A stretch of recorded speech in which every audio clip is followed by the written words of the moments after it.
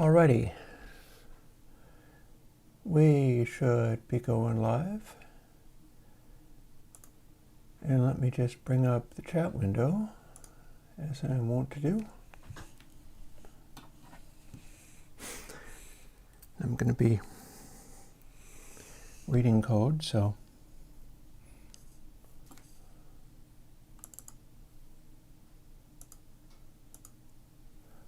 there it is.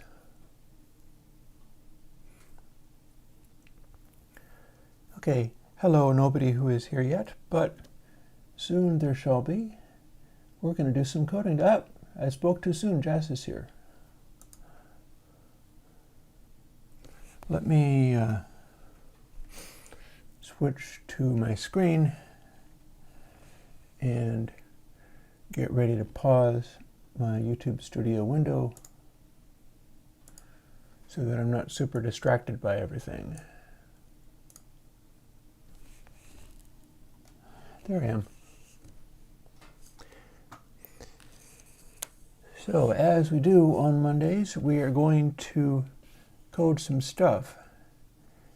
Although I'm actually working ahead quite a bit to the point where I think I'm going to skip next week. More will be revealed as far as that's concerned. And GrooveQ, hey. But I may be able to fill in on some other days. I think I'm going to be taking next Monday off. The backlog I've got at this point is about 4 or 5 plugins that need to get posted rather than me just writing more. But I do have an idea for a plugin to do today, which is not any of these. So what we're going to do is go and dig up the AU version of Ultrasonic. So this is kind of evolving, and it's going to scatter many plugins of similar names in plugin directories. So you shouldn't necessarily use everything here just because it's here. So what was going on with Ultrasonic is kind of like this. Got this plugin that does a whole bunch as far as 5 biquad filters stacked up. And the idea was this is going to be a nice steep filter. I think it's something like 20th order. I'm not entirely sure. But it's a nice steep filter designed to work in this way. And it's the same as 5 biquad filters in series. So that is a lot of processing. I thought it was excessive processing and that it shouldn't be done in this way. It's like putting this between everything, you're going to be drowning in biquad filters. So what I did was I did Ultrasonic Light and Ultrasonic Medium. And those are standard Butterworth low passes. They cut off a little bit higher. And the idea was you'd be able to scatter those in more frequently.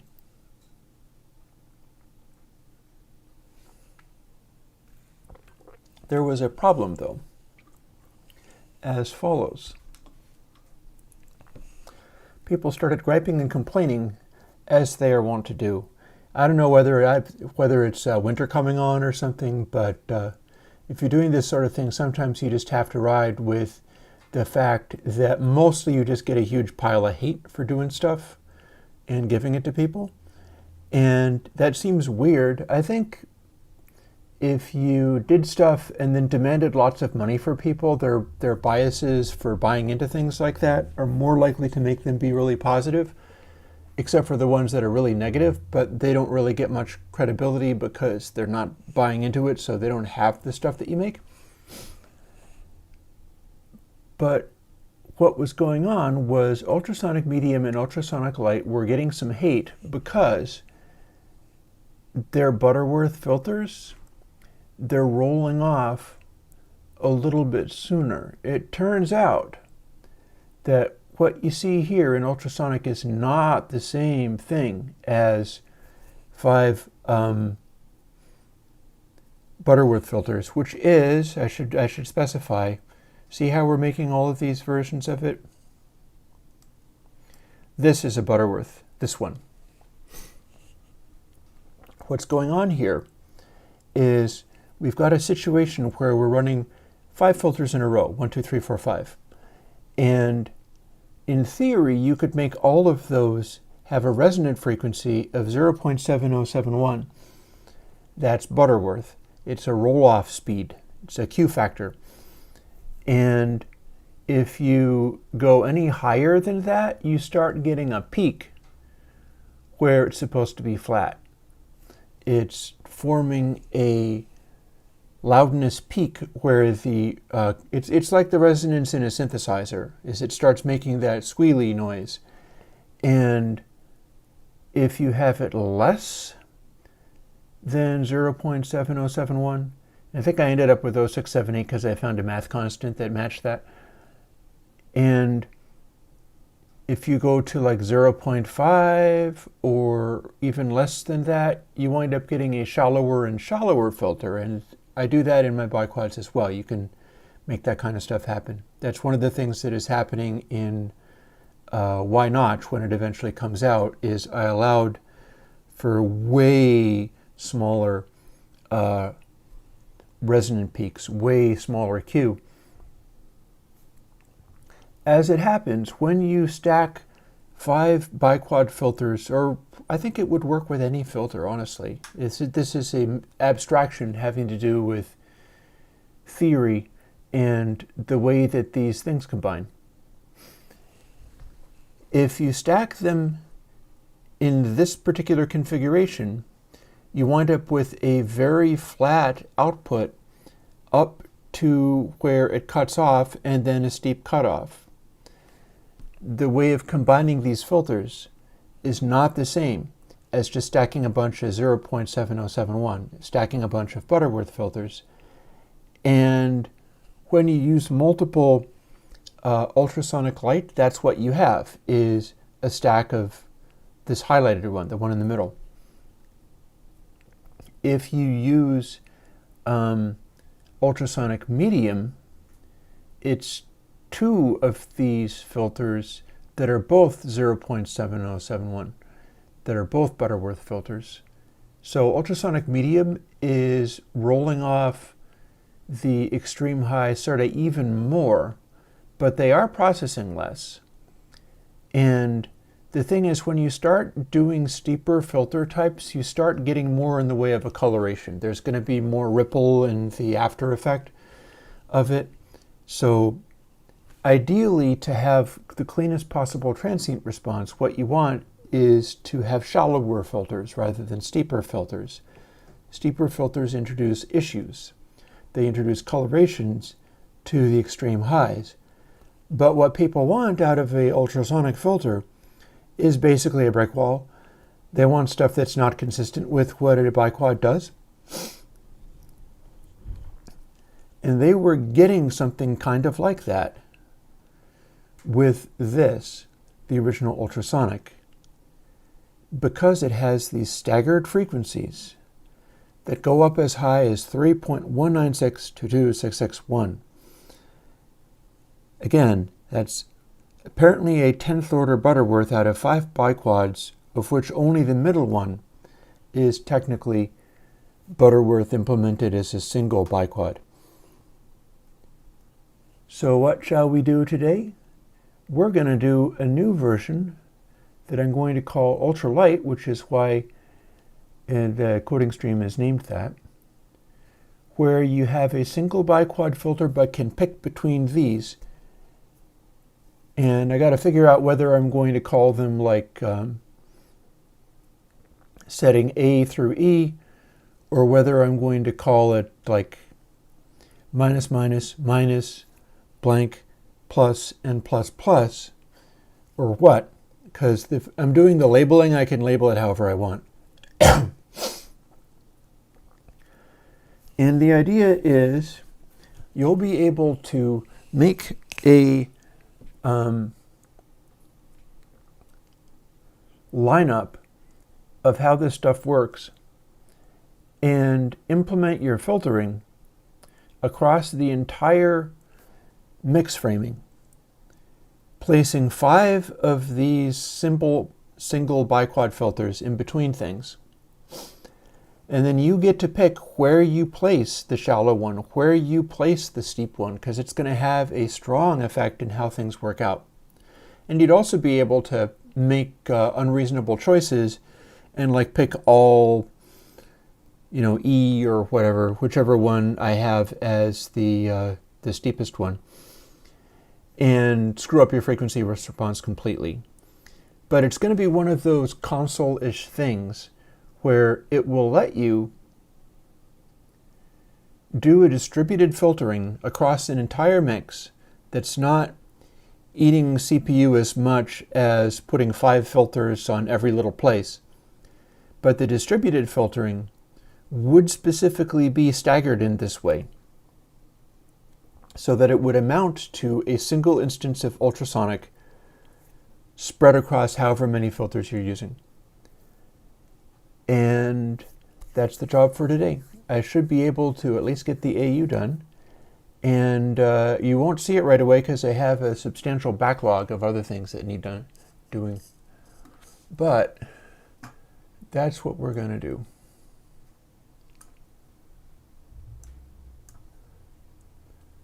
Don't mind me, I'm shuffling windows just a little bit. Checking to make sure we can see everything. All right, very good.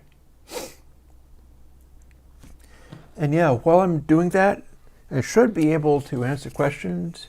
Oh, Anonymous, I have just explained that for 10 minutes, so I can start over. So, I'm not going to start over. Watch.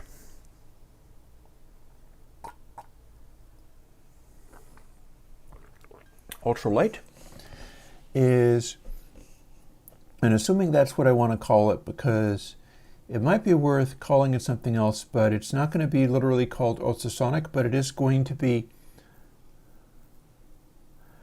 called something like that.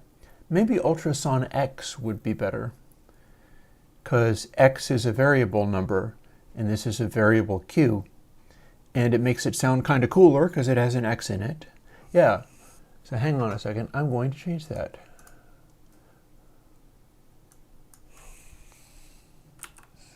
O-N, and then capital X. All right, so it's not actually going to be ultralight, it's going to be UltrasonX. And that will still be found in the plugin list, the same place you would find ultrasonic. But it gives you that sense of something a little more intense and challenging, which it will be, because if you're using this, you've got to do the math. To use it properly, you have to use it exactly right. And by the way, you could use this in conjunction with one of the earlier console plugins that didn't have the filtering.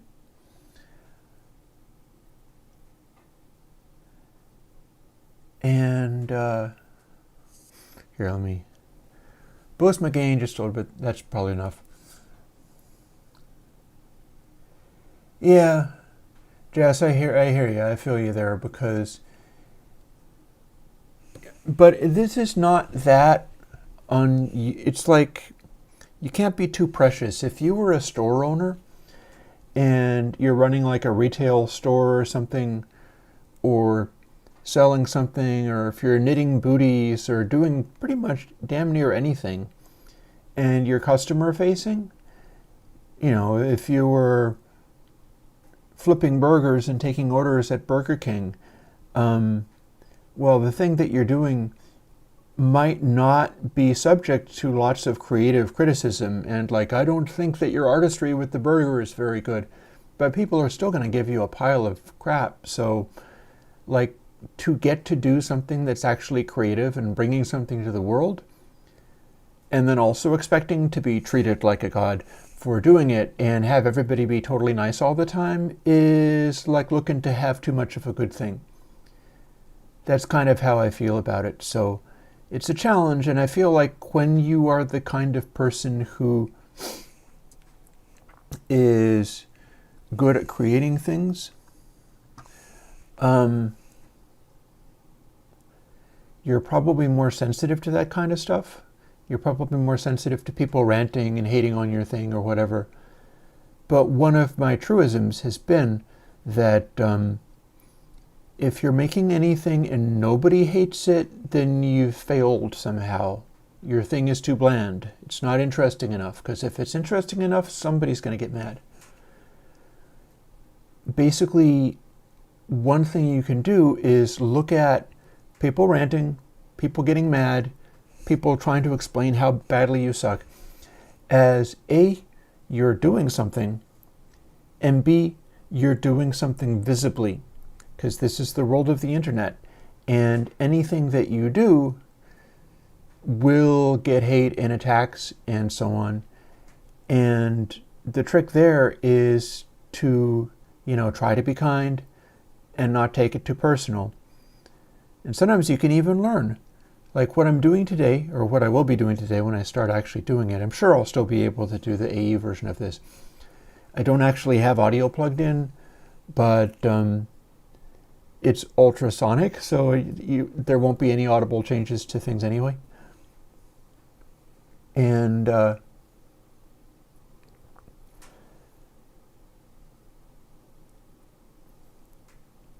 well, thank you. I hope that it's the philosophy I need to have, because this is the world that I live in. And Anonymous787, you are bro. I know who you are now. And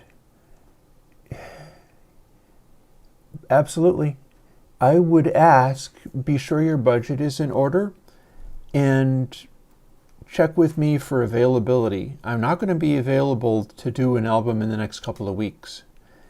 And I've outlined roughly how much it costs. And honestly, I think it would be good for you to, indeed, I am a fanfic writer and teacher. I mean that stuff. I would recommend that you wait until I can show you what I was doing with the band Worsiki. My previous album with them has been out. It's an album called Afterbirther, and that was mixed on an analog board. It wasn't a great analog board, but it was an analog board, and all of that was done analog. The current one was done entirely in the box, and it's kind of stuff that I'm doing now.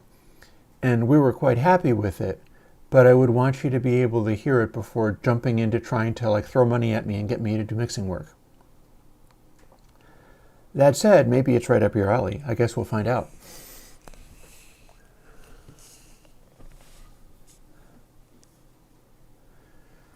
So let me see, where am I at? I'm still getting used to running these two computers in this way. I grabbed the wrong mouse and I can't figure out why it's not moving the thing. And Jess, you're probably thinking of oversampling, and I don't typically agree with the idea of oversampling on things, but that's just my way. And there are a bunch of different approaches. Like this is why I want Bro to listen to the work that I've done recently and see whether it just lights your fires or not. Because the way that I do the stuff that I do is starting to get to where I have a distinctive sound that other people don't have unless they're doing the things that I'm explaining. And they don't have to do those things. Some of it might seem kind of arbitrary. The reason I'm doing ultrasonic is because there were some folks on the ultrasonic thread, or the ultrasonic light thread, who got really upset because they stacked up 20 instances of ultrasonic light and were like, it's rolling off the highs. And it's rolling off the highs because it's many, many, many, many poles of a simple biquad, a simple Butterworth biquad. And this one that I have open here is not exactly the same thing as that, because it's got these very steep filters. And those are making it work so that you can run the 5 poles of filtering, but it's staying flat closer to the cutoff, even though the cutoff is only 20K rather than, say, 21, which ultrasonic light is doing. And my initial reaction wasn't great. It was okay. I mean, I felt bad, basically, is what I'm saying. But when I listened to what they were saying, it's like, I guess that this is not the same as simply stacking up Butterworth filters. And that revealed the next possibility, which is to do a plugin where you can set the X value, and then you got to do it up properly. You can do as many of the C as you want, but if you're going to try to get the nice clean response through the entire mix, you're going to want to have each letter represented once in the signal path. You're going to have 5 of these in the signal path from beginning to end. And I'm probably going to reverse the order here so that A is the steep one. But that doesn't mean you have to. You could be doing something where you're mixing it and using console or something, and then you have the steep one on the end. What I have going on in Console 7 Cascade is exactly this, filtering, but it's placing the high Q one at the very beginning, specifically so it will make that boost in gain up at the supersonic frequencies, so that will distort easier, and then the distortion products will be filtered out by the softer and gentler filters later in the stream.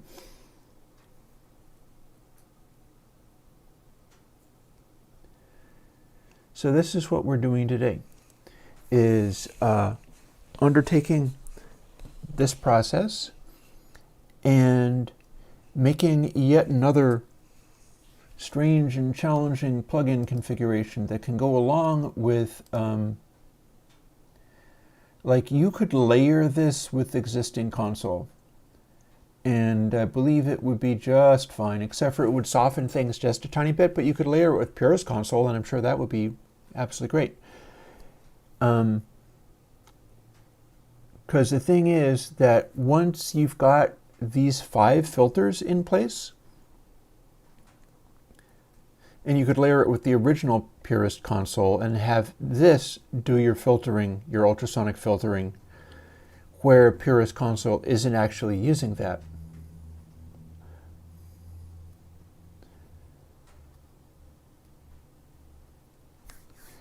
We will see what we get. So I'm also pondering whether I need to make this laptop cool down a little bit more. No, I guess it's going to be fine. So first order of business, let's make a new project. This setting with CocoaView for my project templates means stereo, and we're not going to be choosing stereo for the AU here. And we're going to call it UltrasonX. And hopefully the X, especially capitalized like that, is going to imply enough radicalness and coolness that people will be interested in it. And another trick, much like charging people for your work, if it is more challenging, if it is more demanding and difficult, people will tend to think the thing is better because they're like, wow, this is really hard, it must be amazing. And that's something that I can play on. See, this is me showing my work again. I can play on this even though it is true. It can be true and I can still exploit the principle. Because what's going on is I can make a arrangement of these plugins where you can frame a mix using perhaps multiple stages, like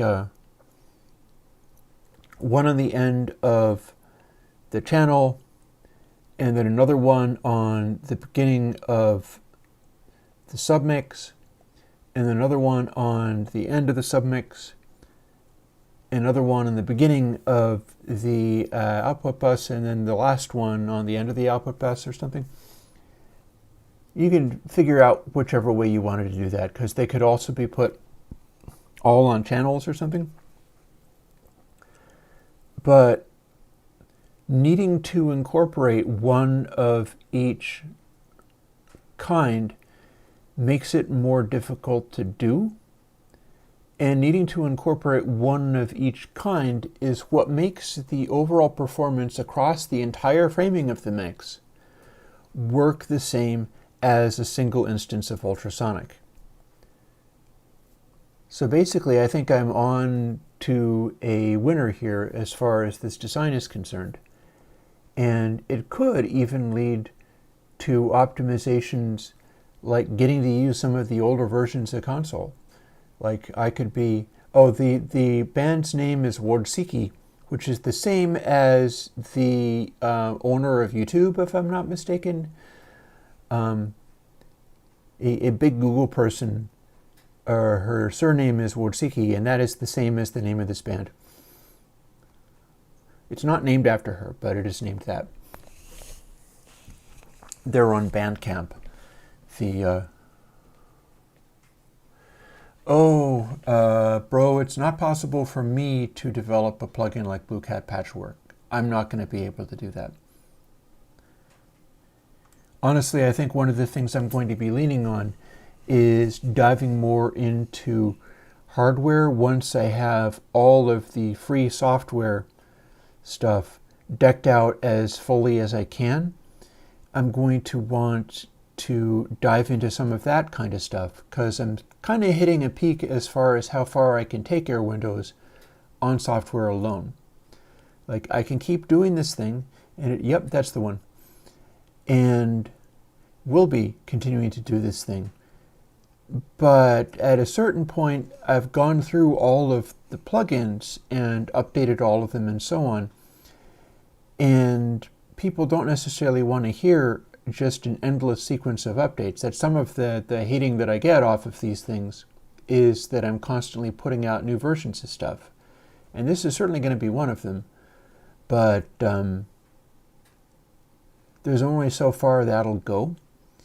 And one of the limitations that I've got on the Patreon, and there are challenges with the Patreon. For instance, I would not be able to survive a serious illness on the back of what I make on the Patreon. It's just not enough, nor is it ever going to be enough doing it the way that I'm doing it.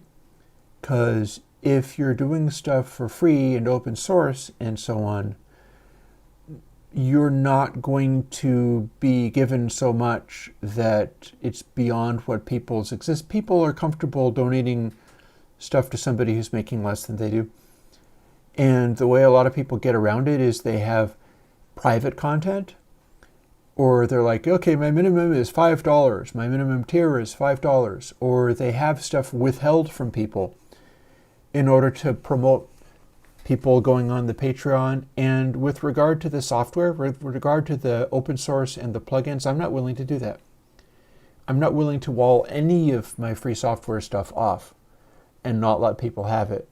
So that's a limiting factor. Thing is, if I am building hardware or I'm building guitar pedals or I'm building synthesizers and things, that's physical objects. I don't have to operate under the same rules. I could be like Peter Blasser is quite an inspiration. That's the guy behind Seat Lombard. And he is very much an electronic artist and is wiring up the circuitry to do these outlandish things. And he makes these synthesizers that are very organic kind of synths.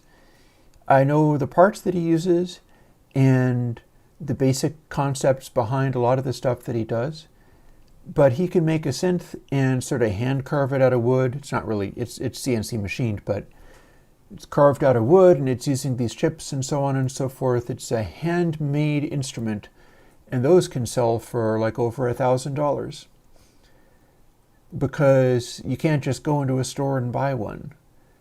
I could do that so long as I'm still doing the plugins that people can get whether they have the resources or not. But that would be a way of stepping into another world. And if I do it and share what I'm doing, that also opens it up for people who maybe don't have lots of resources but would like to learn how to do that. And then if they have their own voice, if they have their own artistic voice, maybe they can like start a little Etsy or something and do that themselves. And nothing would make me happier. That's why I wanted to do the hardware club thing back in the day. But it didn't get going because I didn't actually demonstrate that that was something that I did. I just was setting up to start doing it on live streams and so on. And it wasn't drawing people's attention at all. That's the kind of thing where you got to demonstrate it. I got to have like a synthesizer going on with all the blinking lights and craziness. And only then will people be like, wow, that's amazing. Can I do that? And I'd be like, yes, you can. Here, watch some of my live streams. And I'll do it on stream and I'll show you. Those are fun things too, but putting the cart before the horse is not something that works. And hi, Aaron, I'm doing all right. I am doing a plugin, and we're going to start walking through this. Firstly, let me look at UltrasonX, I think is going to be the ID for this plugin.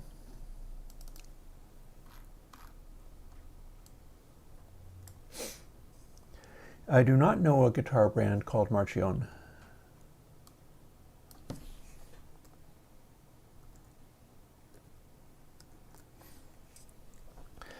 So part of what makes this particular project here fun for me is that, and come to think of it, I am going to want to steal code out of my current stuff because I want to use the formulation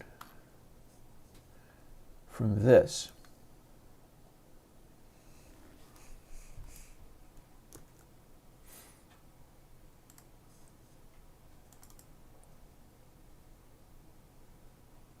Oh, hello. I just opened you. Hang on.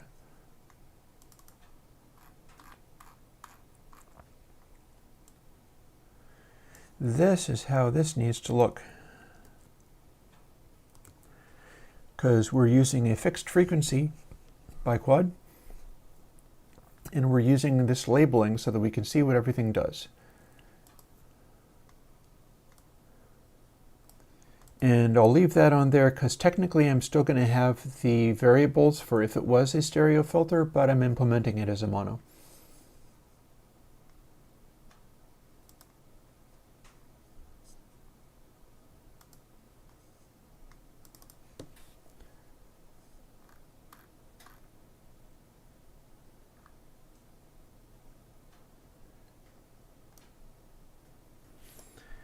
And then we're going to copy this into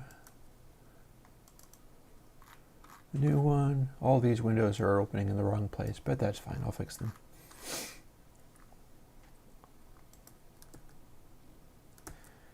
That's going to be there.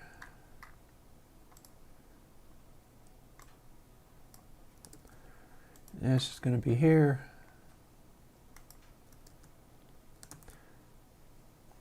But I'm going to remove this because I'm not using it.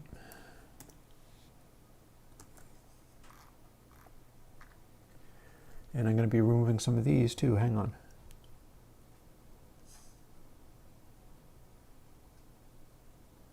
Really? Are you sure that the Gibson Heritage ones aren't going to be the most expensive? That's kind of what they're for. And I may have actually played Freedom guitar, or I don't know if I have, but I've played a 1980s custom Japanese guitar, which was quite neat. Used to have that, gave it to my niece.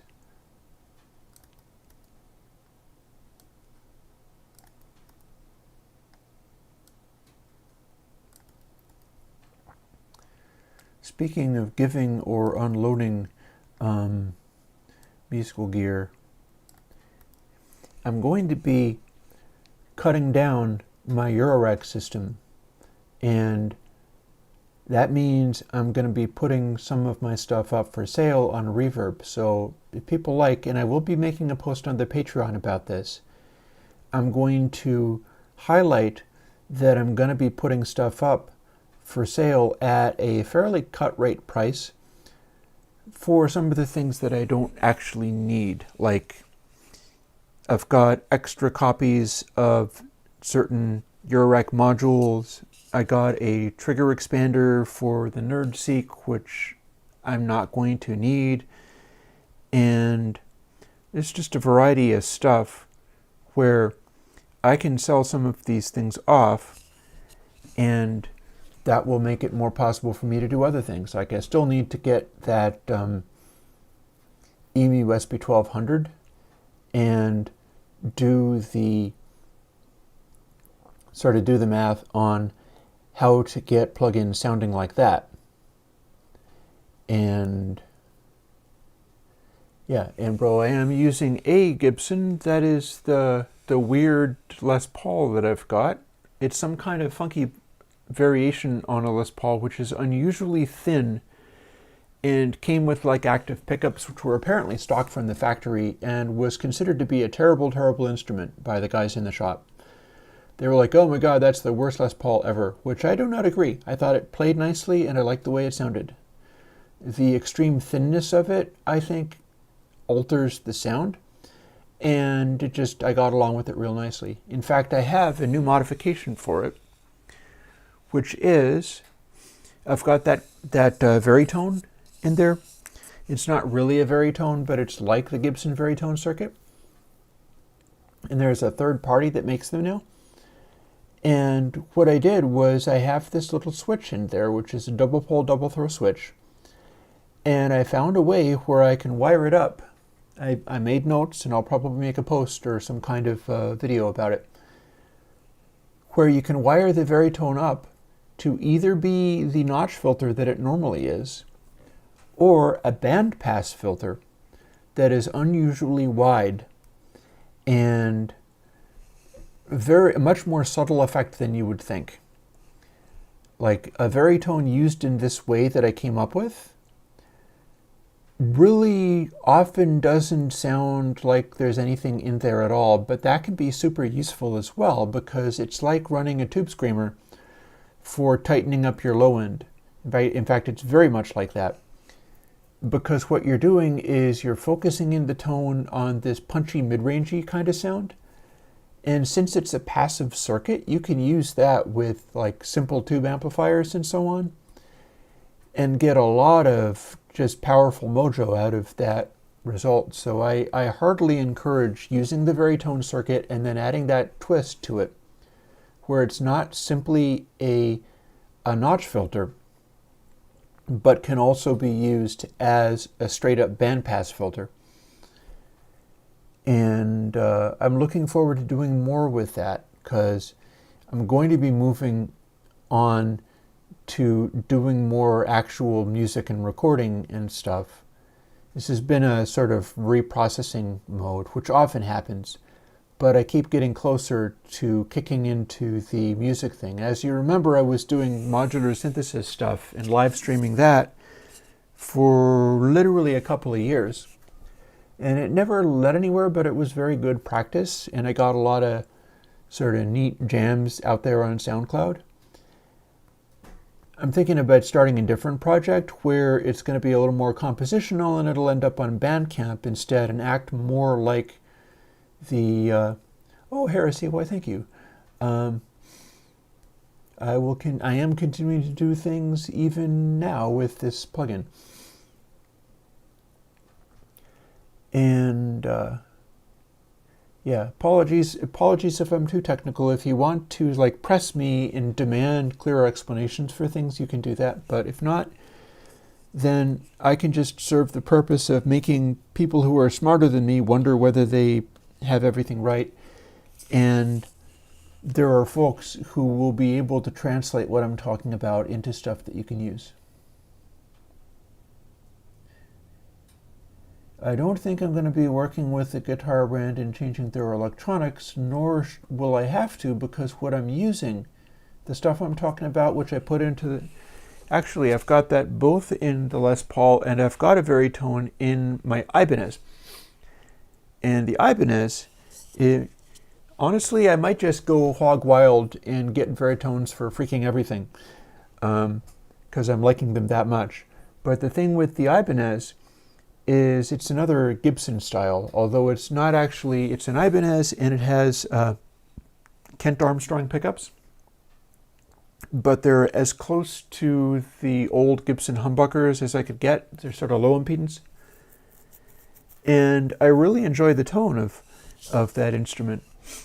But nothing's stopping me from putting the same switch into the Ibanez, except, of course, one thing that could stop me is that it would be a royal pain in the butt because it's a hollow body.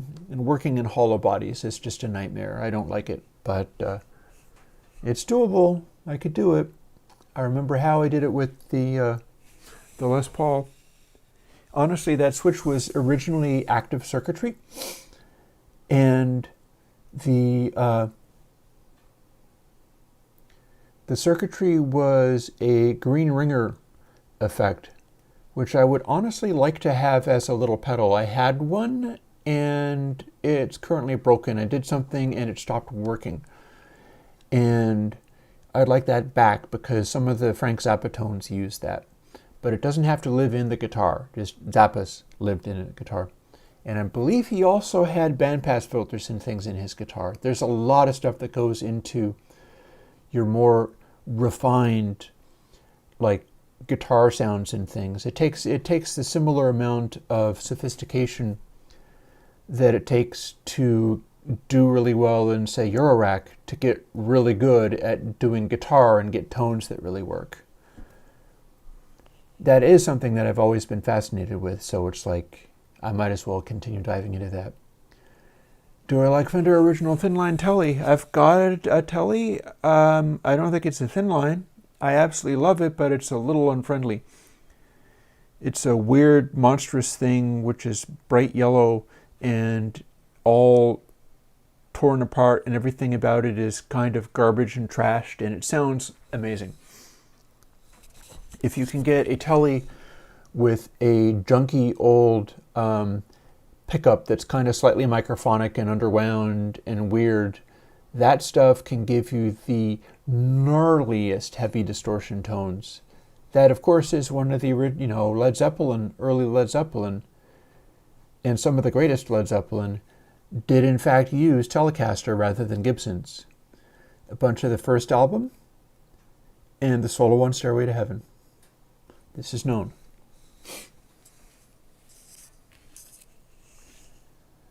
So let's continue diving into this. I have got my definitions here, and this is established here. And so what I'm going to want to do is, we're not going to do any dry sample. And we're going to scale out of Y notch the initial biquad. And I think I've defined temp in here somewhere.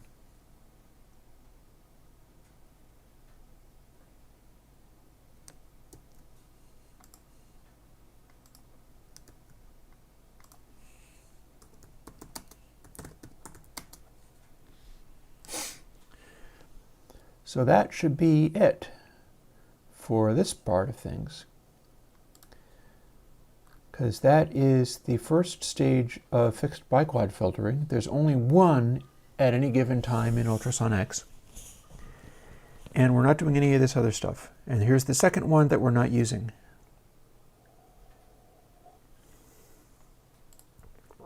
And it is labeled correctly.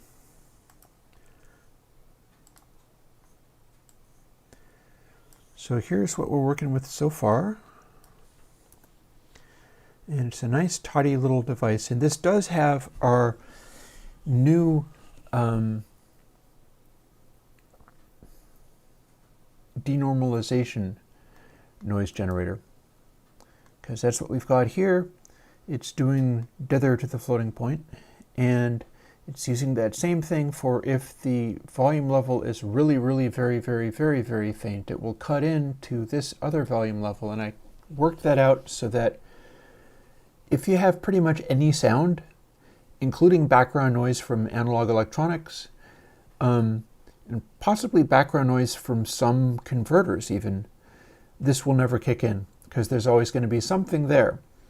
But if you filtered it or you silenced it or you did anything that would cause you to get denormalization, this will kick in and provide a very faint noise floor anytime it doesn't actually exist.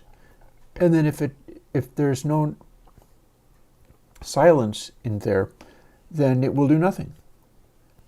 So this is what we're going to be using.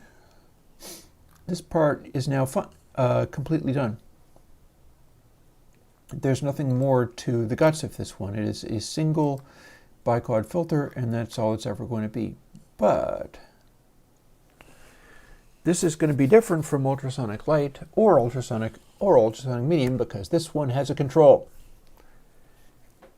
And that means it's going to become a little more complicated, although what we're going to do is jump in here. This is our many biquads in the actual plug-in ultrasonic, although the rest of it looks very similar, although we don't have the denormalization updated in this one. Everything on this one is happening at a much, much fainter level, which turned out to be maybe not adequate. And this is the bit that we're going to copy, because we want these numbers. And having done that, we don't need this anymore. Or this. But we're going to open up something else pretty soon. None of these are actually present, so we can't actually use this directly.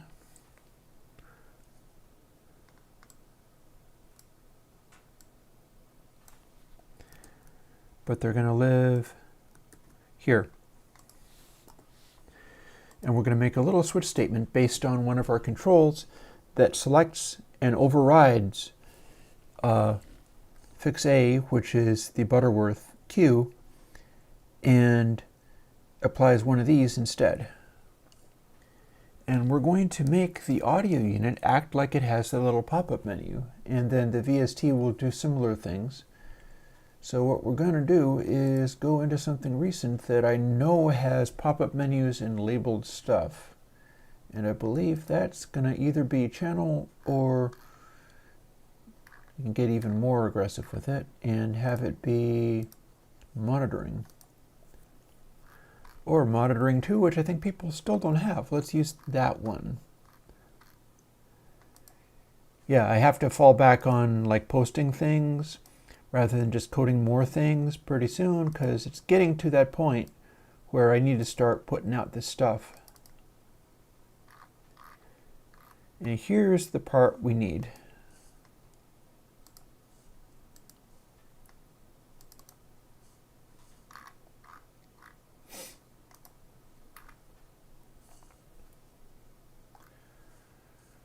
So monitoring parameter, we're going to have one parameter, and we're going to grab all of this, and then we're going to cut it right down, because this is everything out of monitoring.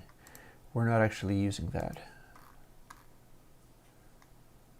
So we replace this with this, and now we have one parameter, but all of this stuff is not what we actually want. So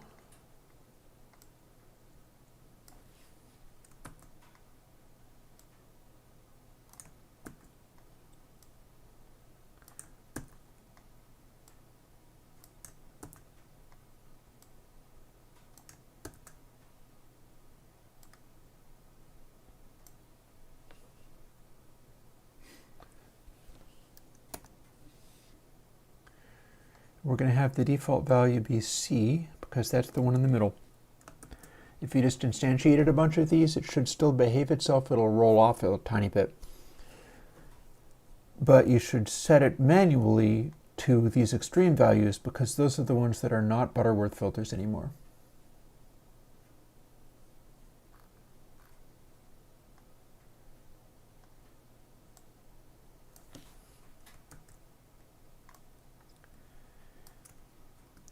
And we're going to update all of this stuff to match.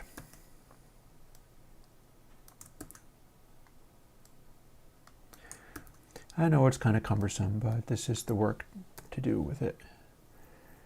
And then this is what we're going to be shown in the interface.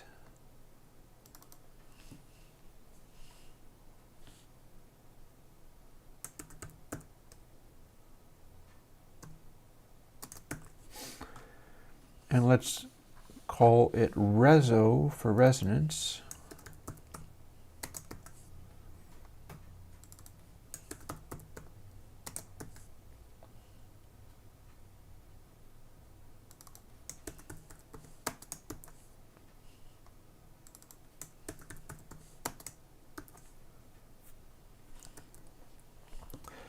And this is what we're going to want to use, A, B, C, D, E. And the idea is if you're going to do it in such a way where you've got distortion, and so you're probably going to want to have the high frequency boosts early on, so they clip into the distortion and then the further filters soften that effect rather than adding additional frequencies to what's already clipping. You're going to have them in order, A, B, C, D, E. And A will be earliest in the chain. That's not to say that you can't do it in a different way, but this is probably the most common way to do it. It's the way that, Ultrasonic actually does it the opposite way, but I think that they're commutative, like you can shuffle them around. And Console 7 Cascade does it in decreasing order of resonance. So that is all we need here. This is now probably done. I don't think I need to have further controls in there, but now we got a bunch of work to do here. This part's easy.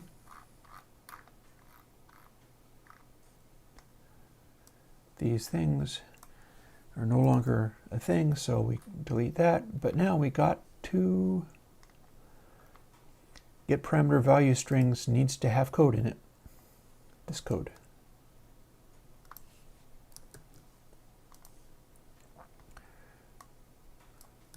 So we're going to punch that in and then edit it to match what we actually have. And it's turning blue as we go, showing that the compiler knows what these things are.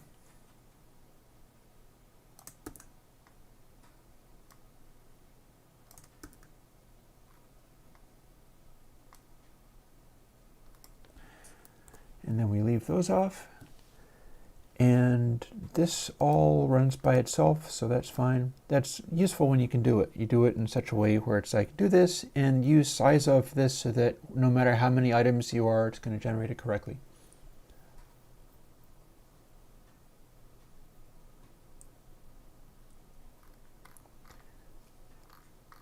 Let's step forward. What else have we got? We need to do this.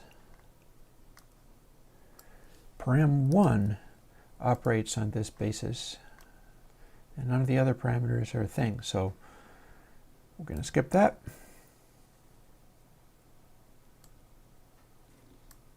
And we're going to go min value A and max value E.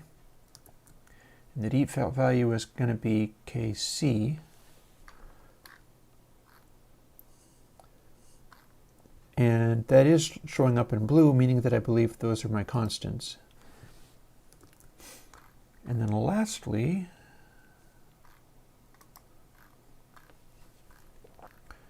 if we walk through this, that stuff is handled. I have a separate way of doing it in VSTs, and I'll be dealing with that later.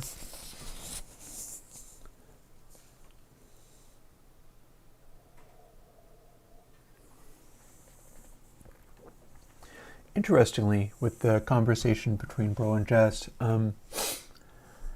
often you will find that you can have more knowledge of DSP than a mix engineer, or that a equipment designer will have more knowledge of that than a mix engineer, or a mastering engineer maybe will have more knowledge of some of the details than a mix engineer.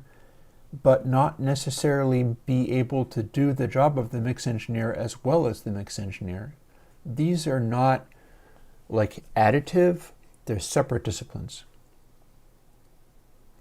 If you're doing the DSP, it's much like how I'm doing the stuff that I do, and it can seem a little arbitrary to some of the scientific techie guys. And there are lots of scientific techie guys that are way, way better than me as far as, coding plugins that can include other plugins in them and all this different kinds of stuff. I know enough to know which parts of it are going to be difficult or impossible for me. But there's lots of people who are way better as far as like coding an actual application or updating their operating system in Xcode and having changes happen and being able to adapt to the changes, all of that kind of stuff. But that doesn't make them better at mixing, and it doesn't necessarily make them better at DSP, except for in a very abstract sense. Like you can refine your knowledge of DSP to say, like the people who were criticizing the ultrasonic light and ultrasonic medium. They can say, I stacked 20 of these and it's starting to roll off as early as 6K when I have 20 of them stacked in a row. This is broken and wrong. What they do not understand is that I can have a steeper filter, or you can have ultrasonic, which is different filter steepnesses rather than just a single one repeated. And that can produce a flatter result, but at a cost. Like there's going to be concerns around having the high frequencies develop a tonality due to having it be so flat in the passband, whereas if you're using multiple Butterworth filters, it's going to behave better for transient performance way up there while also rolling off a little bit more. You can't just go with, oh, this is 0.1 dB less at 20K, whereas this other one is flat to 20K, therefore this other one is better. It doesn't work that way.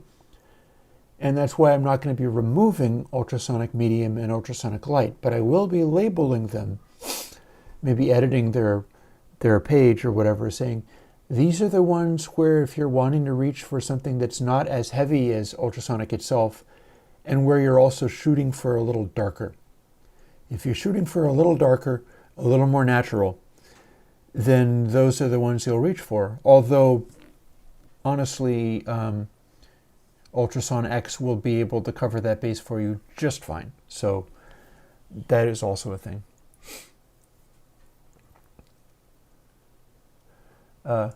And I see a question in chat about ButterComp, and since I wrote ButterComp, I can answer that. It is not. ButterComp is not necessarily a variable mu compressor. Pressure and vari-mu are going to be closer to what Fairchild 670 does. And the new version of pressure, which also needs to come out.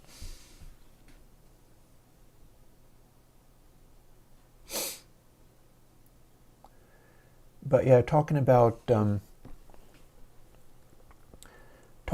this stuff with professional mix engineers and so on, it's like there is a degree of attention span, but it's not even necessarily down to that. It's like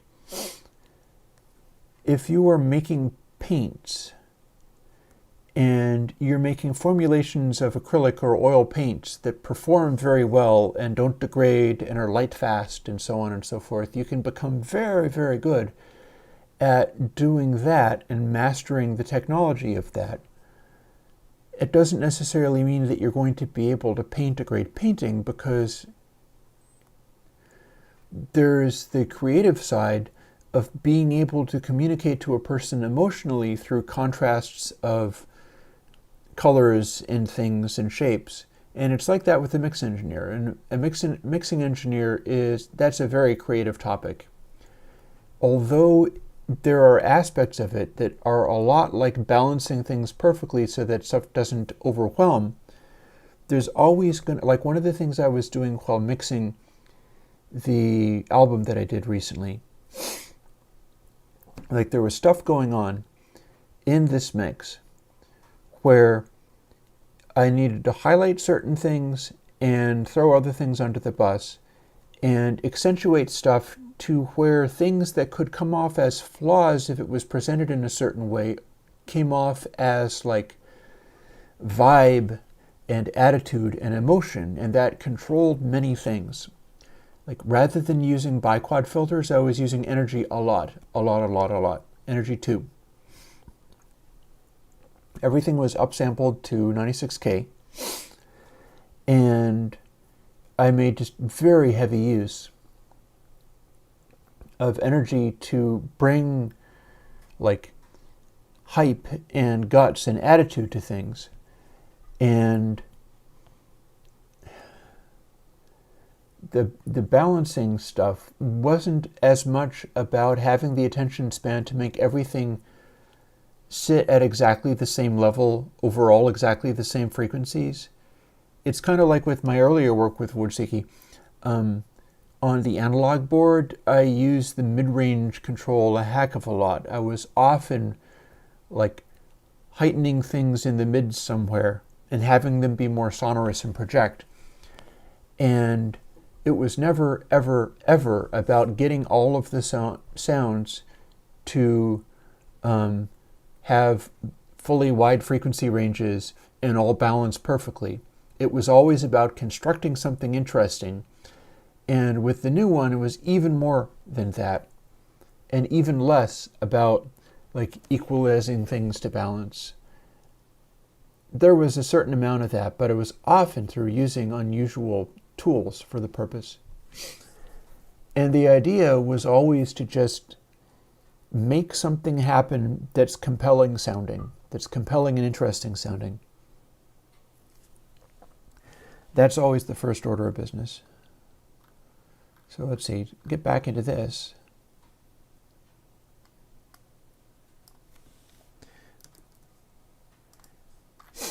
This is the first thing that we need. And we don't actually, well, no, we do. Do we need overall scale? No, we don't, because we're not actually using it for a thing.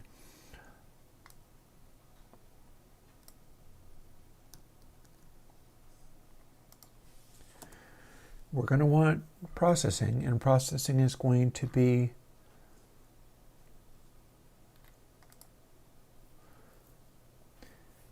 we're not using anything here except this part where we're asking whether it's certain results. And then this is what we're going to be drawing on.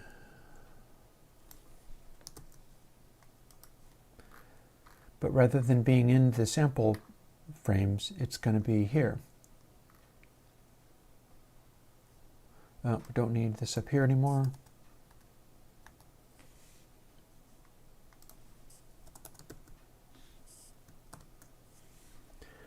And it's going to look a little bit like this.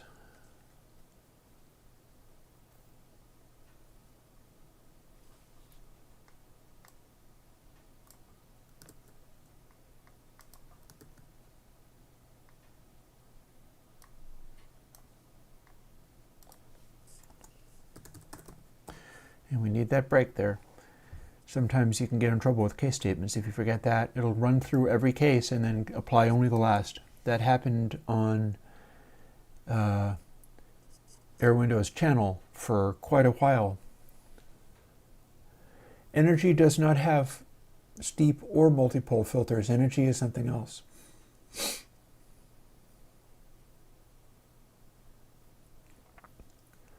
As far as French house music, get an old Mackie, or use Macadie and Mackie Q. That'll help too. A lot of that is just a sort of gentle saturation using those really crappy input stages.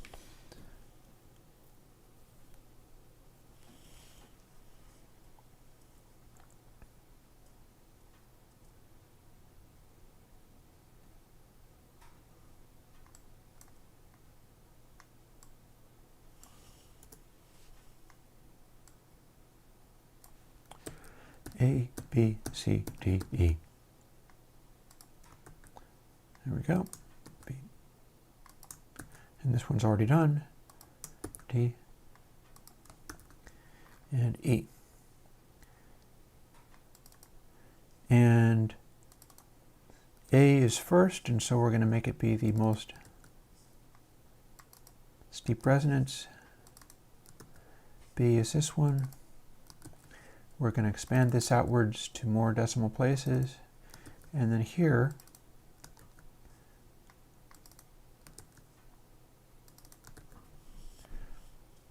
and they are not anymore Butterworth Q, but the middle one is. So we're going to remove this comment for everything that isn't the middle one.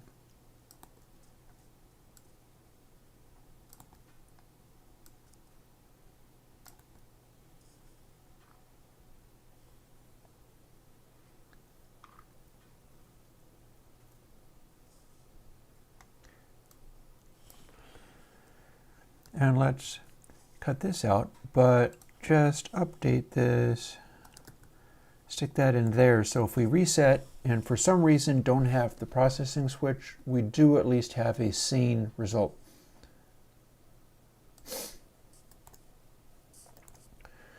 Otherwise, if we fell through for some reason, we wouldn't be applying the resonance. And if the resonance is 0, everything dies. So let's not do that. And I am going to make one change, which is we're going to make it be 21K rather than 20K. This is so steep that it should still be pretty much exactly the same, but I do remember introducing UltrasonX, people felt like some of that stuff, especially in console, which is probably worth future versions of console might incorporate this technology a little bit more, like the steeper stuff early on. People did find that although console's ultrasonic filtering was set to exactly 20K, they still found that it got a little dark. And that's not necessarily wrong, because each of these will have its own tone. But we can push it a little bit this way.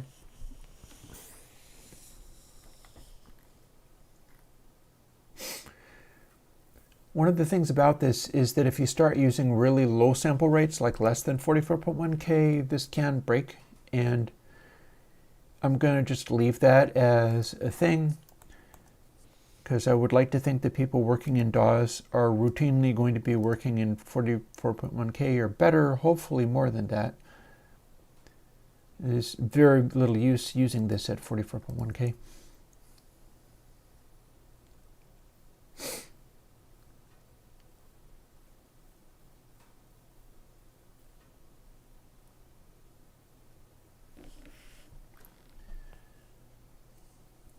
And now we don't need this.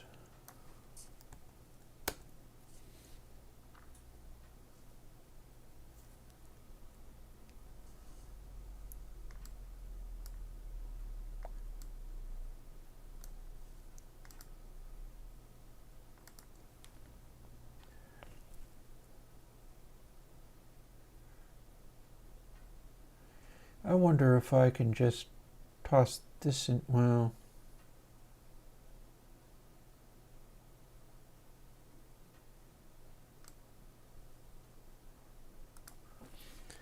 we could get tricksy and do this. Let's see, how does that feel? Does that seem a little bit too complicated? It's probably fine. Let's see if it builds. And we can close monitoring. And with this, we should be done. Let's see if it works. If it works, we'll look at what it looks like. And of course, we have to build these twice. Because the way this is working, it's trying to do them in order. And it needs to build everything in public utility and AU public, which it's doing after building these. If I do it a second time, I missed a trick.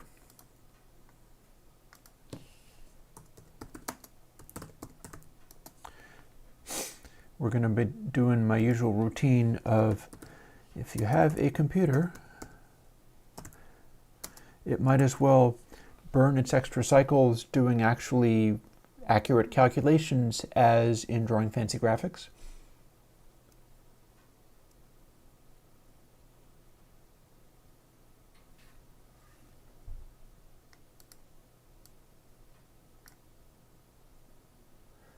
and that ought to do it.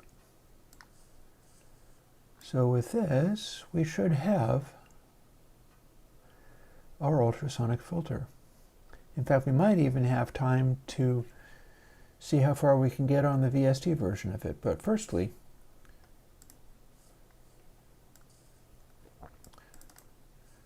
let's close this and put it into, hang on, components, and throw it up there, and look at what that feels like and acts like in a, oh look, this is noise 192. Sounds like this.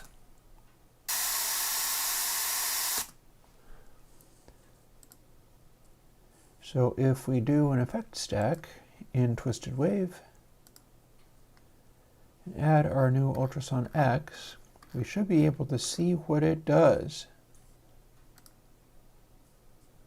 See, defaults to Reso C. And we'll also add our old trusty Voxengo span, and that's going to show us our frequencies.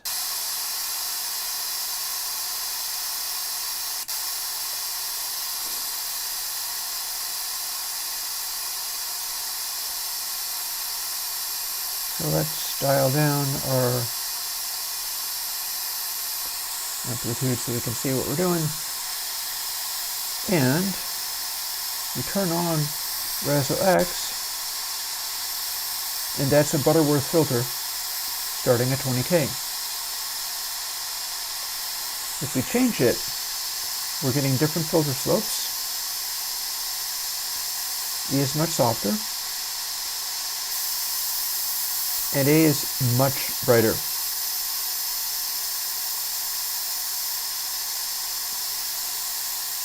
So we start out with a boost like this.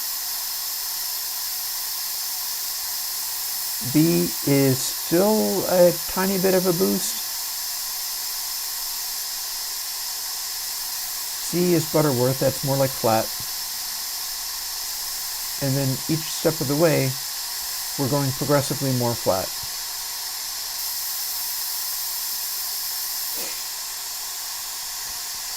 And just for fun, let's do the whole thing and see if it works the way we want.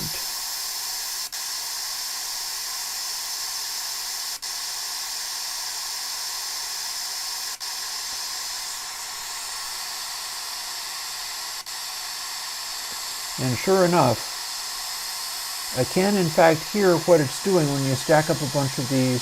Let's see, this is now, if they're all resonance C,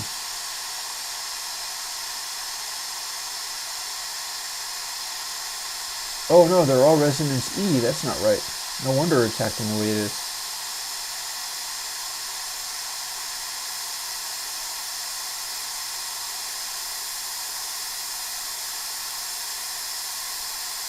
Yeah, so that's very dark.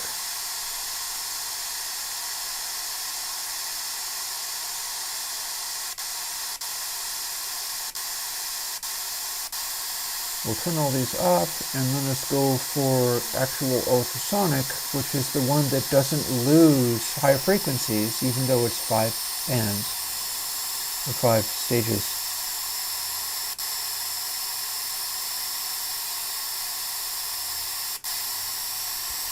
And as you can see the way that works out, that is a rather steep but nicely flat right up to the 20K point.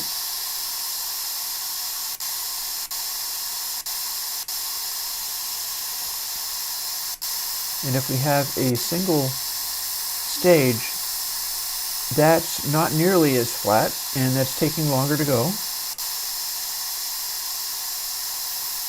But if this is A, and this is B, and this is C,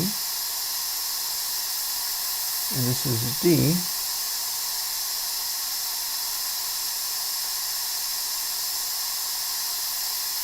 and this is E, in theory we should be able to get this result. So let's see whether that's true.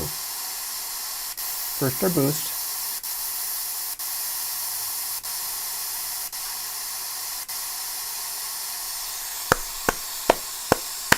Nailed it. Oh, except for that I have an extra one in there. I turned on regular ultrasonic. So there you have it.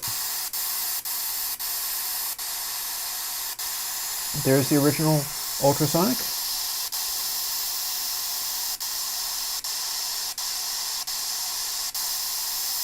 And then if you have these 5 plugins all set to A through E, you get the same result. This is what I was hoping I was going to get. I was pretty sure that I would, and I have.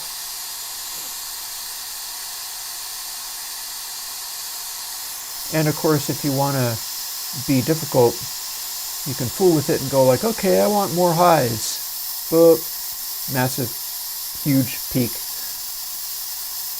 And then you can make that quite unreasonable, but you don't necessarily have to if you don't want to.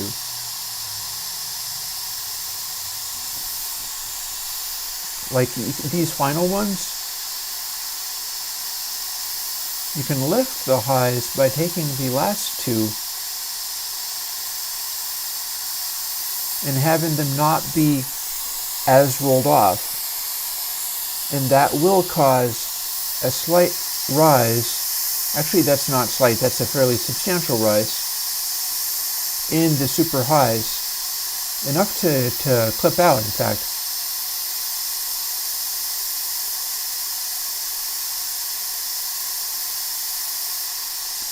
But the correct setting is to have A through E represented.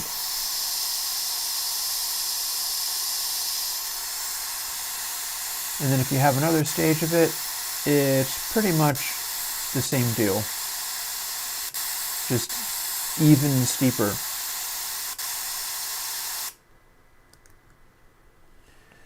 And my poor little laptop is now screaming and its fan is running because I was doing 192K processing with a cajillion biquads. Jazz, I have the cut on the new version at 21K, and that will suffice. Because I can do that processing at 44.1K sampling rate. It's 22050 is the half Nyquist, but there's no real benefit to fiddling. I just wanted to take it a tiny bit over 20K without really going wildly beyond. And we're going to call that a successfully made plugin, I think.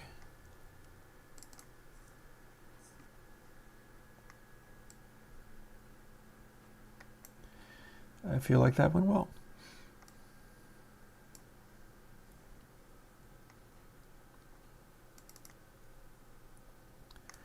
Let's start walking through the VSTification of it.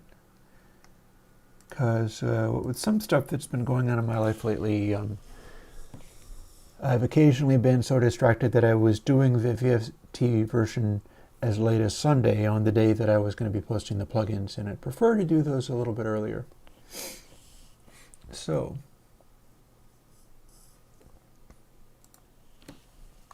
the poor laptop is beginning to settle down again.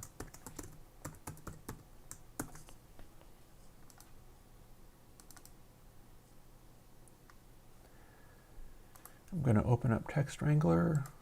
This is the old free version of what is now BBEdit. I'm currently using BBEdit.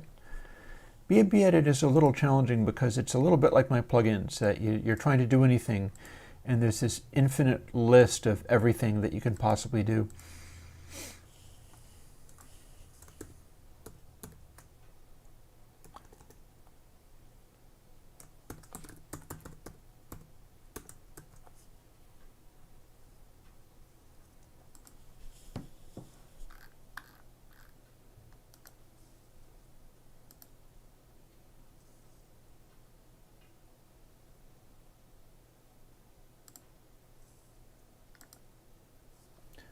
There we go. That's what that's supposed to do.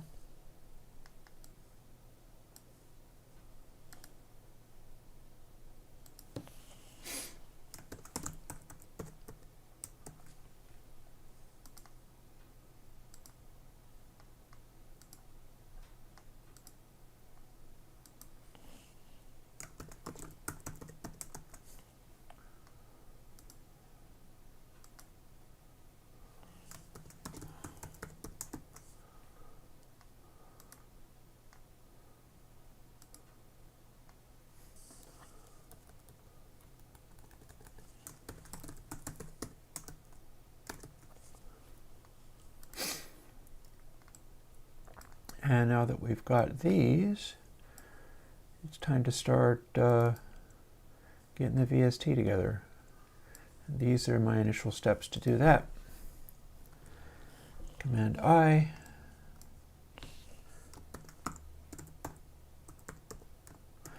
See, this is what I was talking about when I said that there are people who are way cleverer at stuff but don't necessarily know how to make things sound good. I do all this stuff manually, even though people will often be able to manage their templates and things, so it automates all of this thing and all this stuff is set up correctly. I can't do that. I have to type it all out by hand. Because the amount of space in my head for all of these things, which often change, like they change the applications and then it works differently and you have to learn the new way of doing it or remember the old way of doing it in case you're working with the old so on. And that's not me at my best. So I generally just find a way of doing the thing that's functional and run with that. That's what this is, walking through these stages and being able to do a sequence of events that I'm familiar with that doesn't require a lot of thought.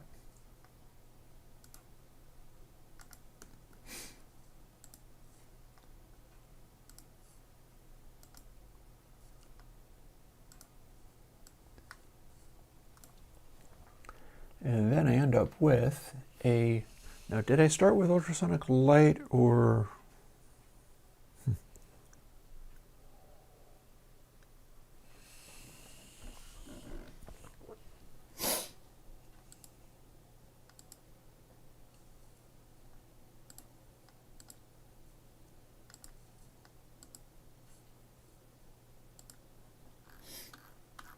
we're going to start with something.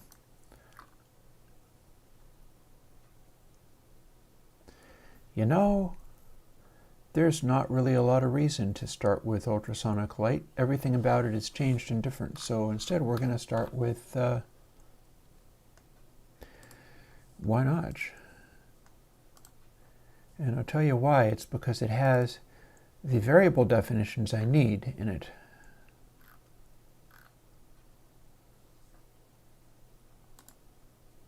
That is the VST version, so we're good.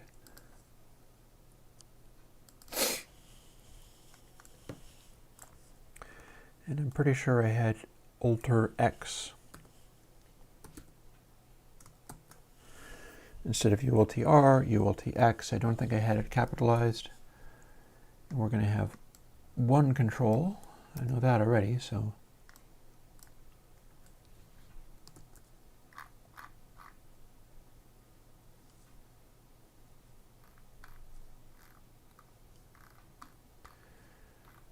And then down here is where I need to grab just this.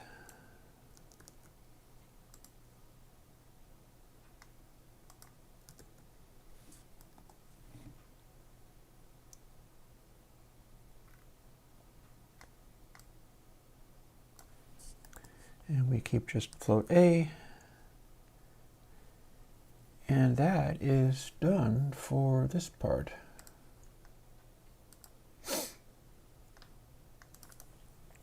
Now we got to do this part.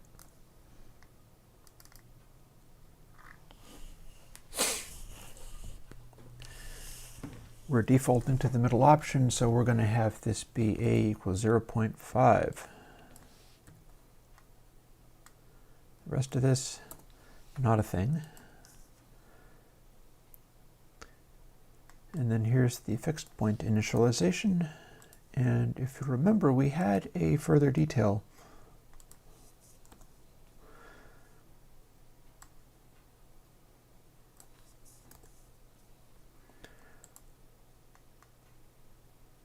Let's open up our recent project. Oh, no, wait, we can't find it. Let's open it up from where it actually lives.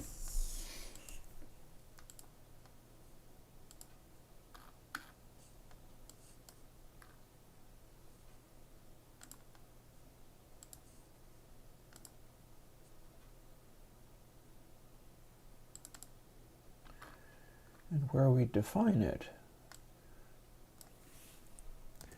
we're going to punch that in there.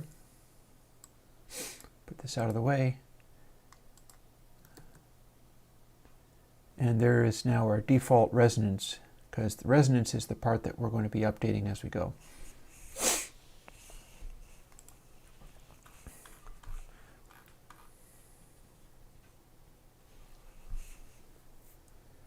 Then the rest of this stuff we're going to be we're going to have a bunch of things open, aren't we? Huh. No matter. Got it. We're going to be deleting these, deleting that comment because there's only one value in there, so it can't break if it's out of order.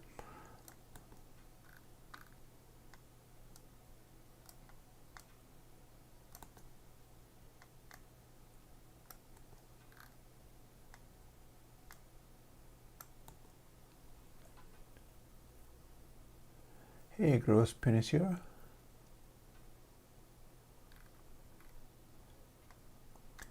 And these are the bits that need to be a little customized. In specific, what we've got here, we're going to go into the VST for monitoring.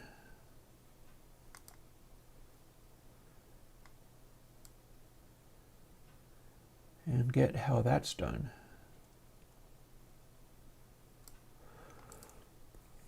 Monitoring 2, which people don't have yet, because it has dark. It has the plugin dark.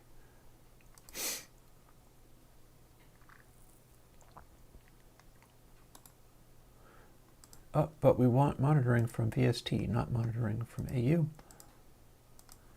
Let's try that again.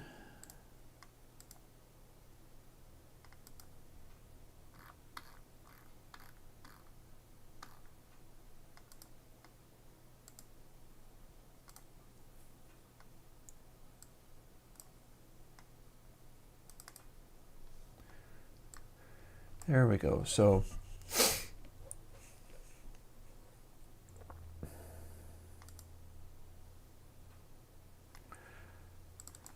this is what happens.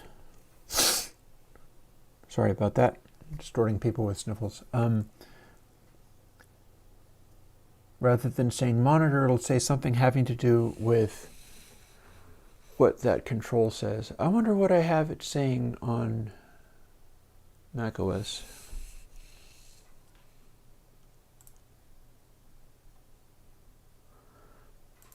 UltrasonX, AU.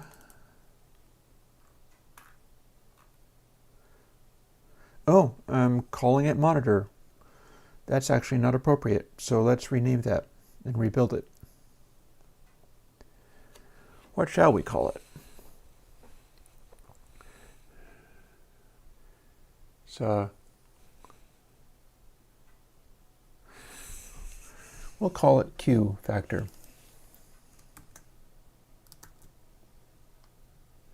That is literally what that thing is. We'll build.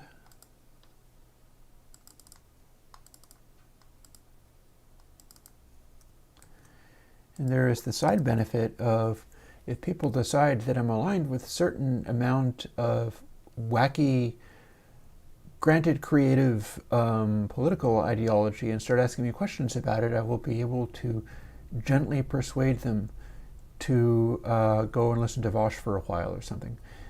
And that may have a positive effect on people's, which would be nice. I don't know if it's practical. But bottom line is that is what you call resonance in a filter.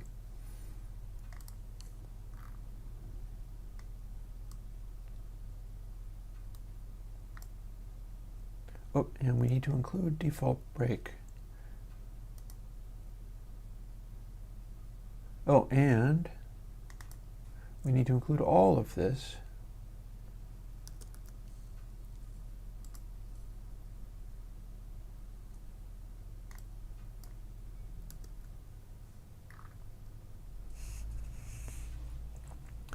And now 1, 2, 3, 4, 5, 6, 7, 8, 9, 10, 11, 12, 13, 14, 15, 16, 17.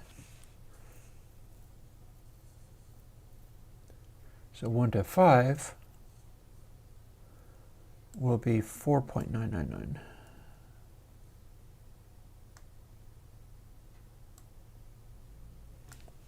Same deal as with the other one. A, B, C, D, E.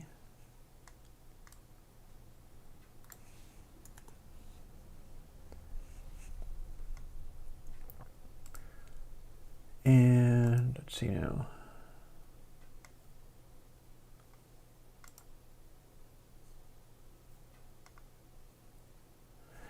I am indeed a Welsh fan, Pinko. It can be a little more edgy than I think is useful. That's probably why he has a larger viewership than some.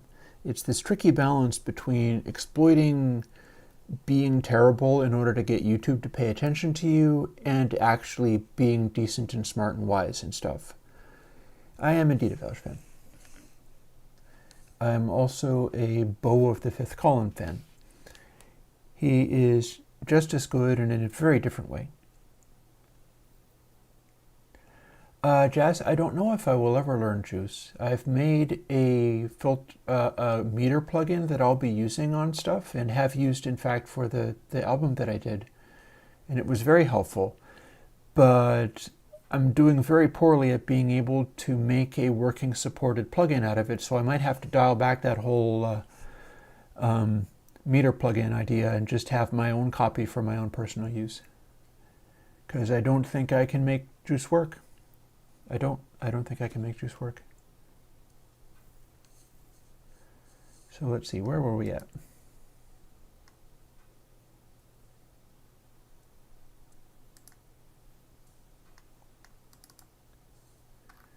We were looking up the names of these things and copying them over.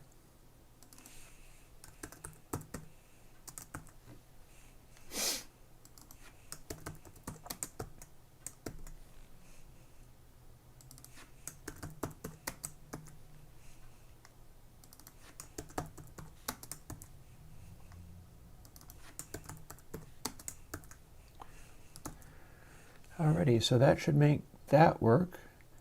0 to 4.999.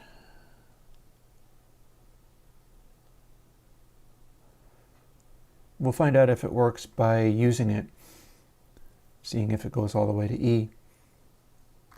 That should cover everything as far as this is concerned.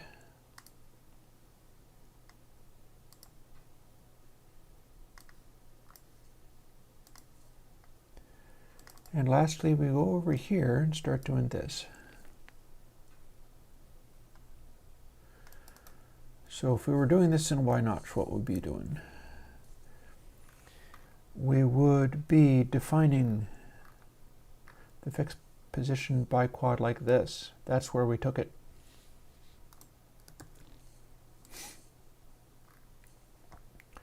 And that'll replace all of these things. I do remember that I had it as 21. And I do remember that we don't have fixed B, so I need to delete all these.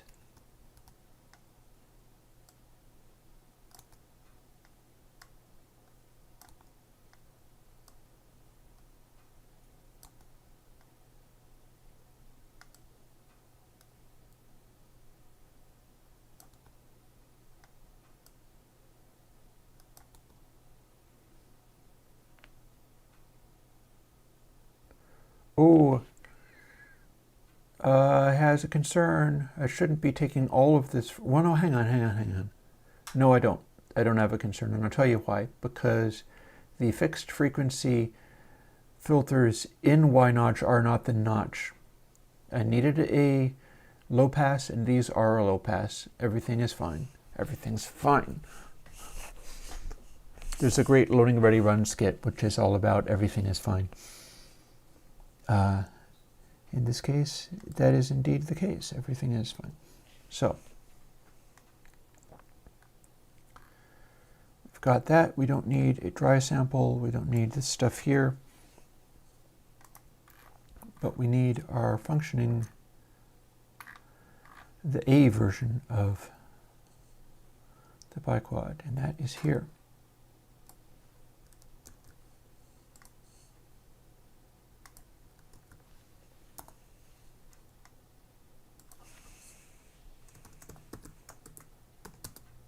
Don't capitalize that.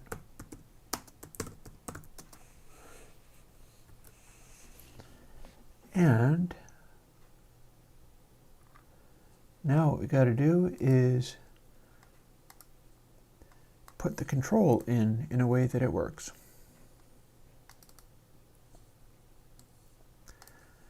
So we've got this part where we're instantiating. Well, let's double check. Don't think we need monitoring open any longer.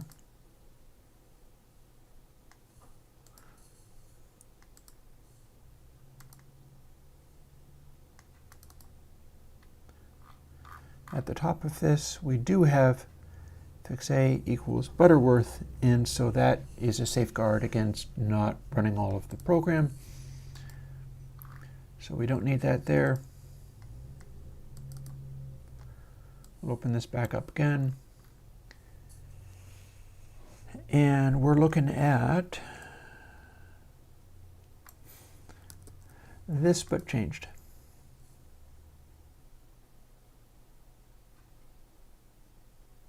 And also we got to add these.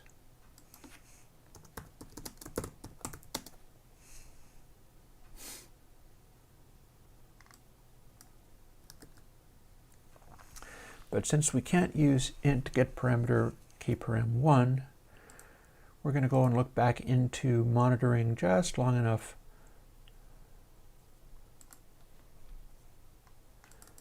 to see what it's like over here. Man, my language gets silly when I get into so much of this in processing. So this is the place where it goes from 16.9 to 4.9.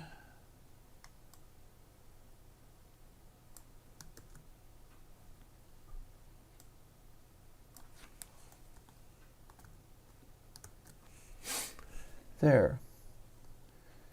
So in theory, once I copy this over to the other one, by which I mean double replacing rather than process replacing, this should work. We'll find out.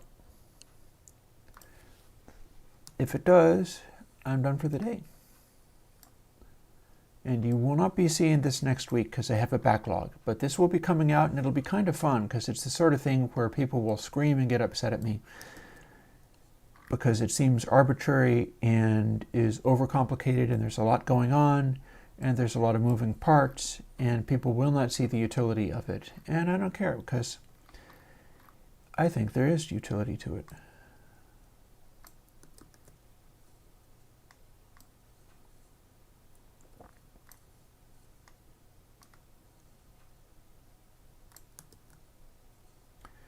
In fact, it is perhaps even a breakthrough in the distributed ultrasonic filtering thing. Because what it means is you can place the more resonant parts of the distributed filter where in the mix you want them to take place and decide which bits are going to have a big treble boost, which bits not so much, and so on. You just shuffle them around, making sure that every letter is represented once. Do that, and you've got the equivalent to ultrasonic, but distributed across the mix in a lovely, nice, clean way that will be clear as a bell. You can use it with the original Purist console if you want to do a super clean mix framing, or you can use it with Purist console 2 if you'd like to have a little bit more smoothing going on. And yeah, it could just about work. You could also do it with Console 6, come to think of it, or earlier versions. So let's see, is that everything? I think maybe that's everything. Goodbye monitoring, goodbye older version, goodbye why not. Let's see if this builds. Oh, I think we need to have something else in here. Let's go and see what we're missing. Oh, and I do need to change this. It's lowercase here.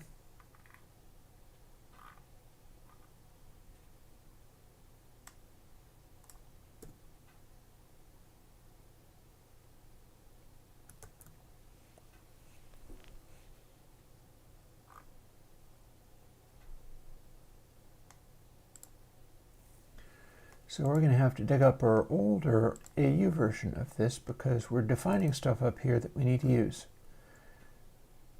This is what we're doing. We need these. We did not have those.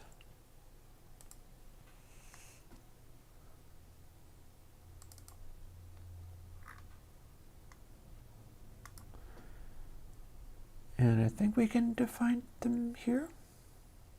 Maybe not. Maybe we should define them where the variables live, like here. I feel like that's maybe a better idea.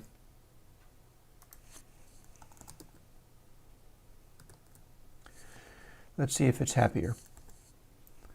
So that ought to do it. Succeeded. Alrighty. And having done this, we're going to firstly go back into the AU because we had to rebuild it because there was a slight change.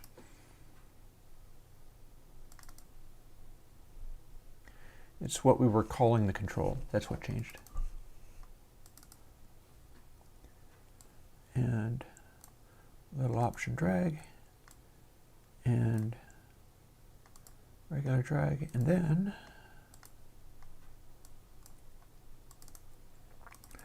the VST version, a little option drag, and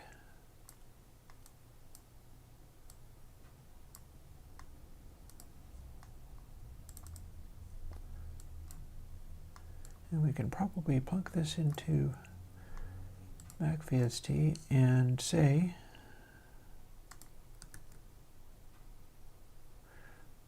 let's go play with that very high sample rate noise thing again. It's going to make the laptop upset, but that's its job. Not to be upset, but to process lots of stuff. So, recent effects. Airwindows UltrasonX.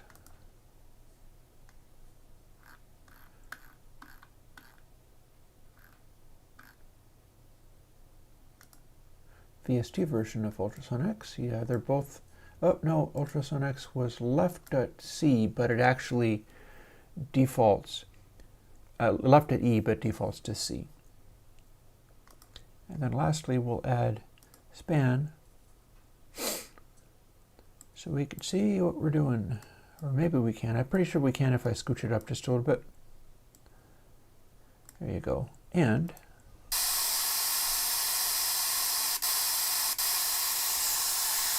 so here's our AU. E, A, B is a little flatter. Let's see. Here is UltrasonX. C, B, A, B,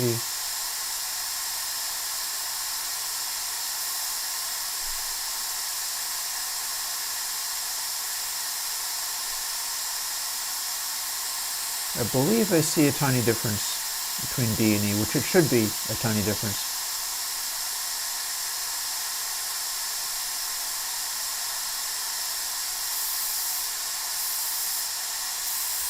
I'm going to say that is functional. It's interesting how we're not actually getting any change to the roll-off very much. until we start stacking them up. Like, this gives you this peak here, but that's not going to necessarily help you all that much.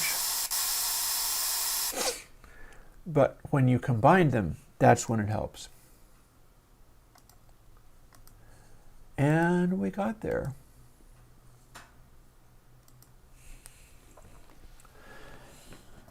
Alrighty.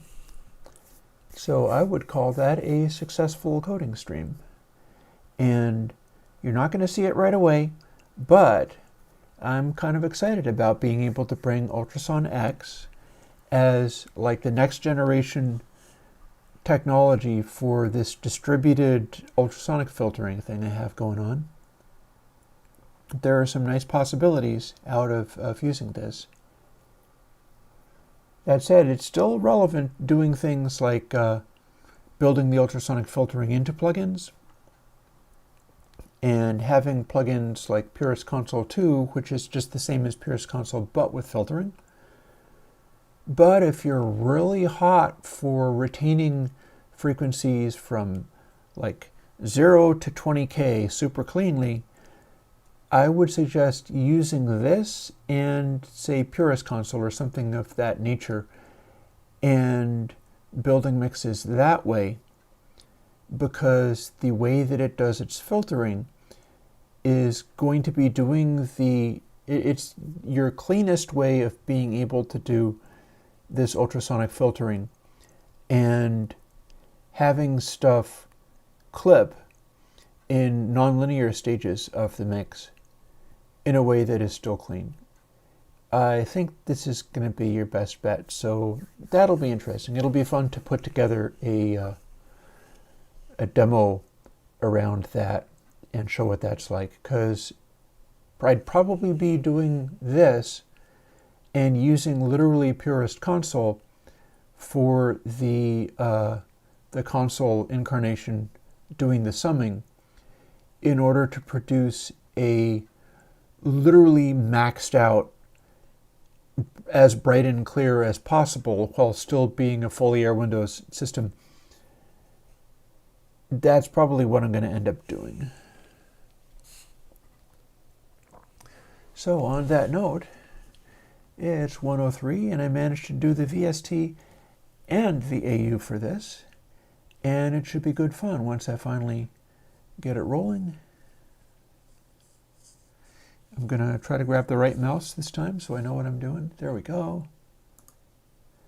And I will say adieu to chat. And I'll say adieu to you folks. I will talk to you later. Thank you for hanging out with me. I'm hoping to do more of these hangouts and making things in a lot of interesting ways. But for these coding streams, it's nice to have a little crew that's enjoying this kind of thing. I will talk to you folks later. Bye-bye.